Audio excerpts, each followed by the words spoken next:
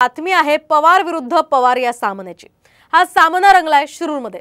शिरूरचा आमदार पुन्हा आमदार कसा होतो तेच पाहतो असा दम अजित पवार यांनी अशोक पवारांना भरला होता आणि त्यालाच आता अशोक पवारांनी सुद्धा प्रत्युत्तर दिले।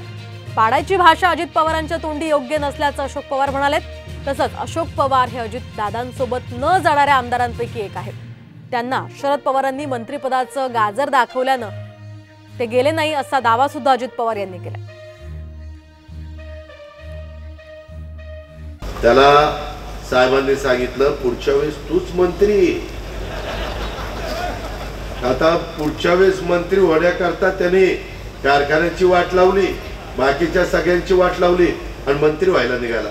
अरे पट्ट्या तू आमदारच कसा होतो ते बघतो, मंत्री होतो का? अजित पवारने एकदा मनावर घेतलं तर मी म्हणणाऱ्यांना मी आमदार होऊन दिलं नाही।